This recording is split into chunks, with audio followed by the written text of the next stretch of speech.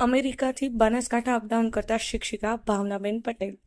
ગુજરાત શિક્ષણ વિભાગનો એક ચોંકાવનારો કિસ્સો સામે આવ્યો છે, જ્યાં બનાસકાંઠા જિલ્લાના દાંતા તાલુકામાં અંબાજી નજીક પાંછા પ્રાથમિક શાળામાં ફરજ બજાવતા ભાવનાબેન પટેલ છેલ્લા 8 મહિનાથી અમેરિકામાં વસવાટ કરે છે.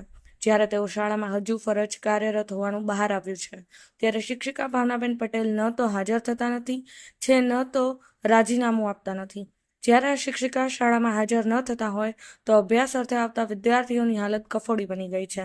જે વિદ્યાર્થીઓને અભ્યાસ કરવાનો હોય તે વિદ્યાર્થીઓના ભવિષ્યનું શું થશે? આ રીતે શાળાના વિદ્યાર્થીઓ ભણશે અને આ રીતે વિદ્યાર્થીઓ આગળ વધી જશે. તેથી અનેક વાલીઓ સવાલો ઉઠાવ્યા છે. બનાસકાંઠા જિલ્લામાં અને ગુજરાત શિક્ષણ વિભાગનો ચોંકાવનારો કિસ્સો સામે આવ્યો છે, જ્યાં બનાસકાંઠા જિલ્લાના દાંતા તાલુકાના પાંછા પ્રાથમિક શાળામાં ફરજ બજાવતા શિક્ષિકા ભાવનાબેન પટેલ અમેરિકામાં સ્થાયી છે. ત્યારે શાળામાં તેમની હાજરી બોલે છે.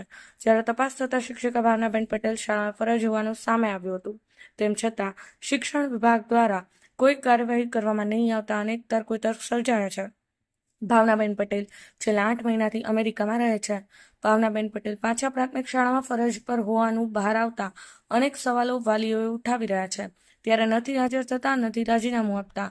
આમ શાળામાં અભ્યાસ કરતા બાળકોના ભવિષ્ય સામે ખિલકાડ કરતો કિસ્સો સામે આવ્યો છે.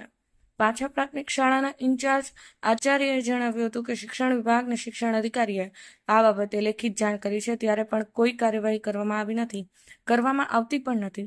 ગુજરાત શિક્ષણ વિભાગ ઘોર નિંદ્રાધીનમાં હોય તેવા દ્રશ્યો સામે આવ્યા છે.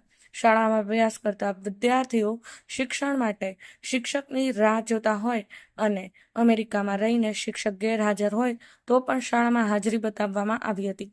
આ મામલે શિક્ષણ અધિકારીએ શિક્ષિકા ભાવનાબેન પટેલ 8 મહિનાથી ગેરહાજર રહેતા હોય તેથી તેઓને નોટિસ ફટકારી છે. ગેરહાજરીમાં પગાર ચૂકવવામાં આવ્યા નથી.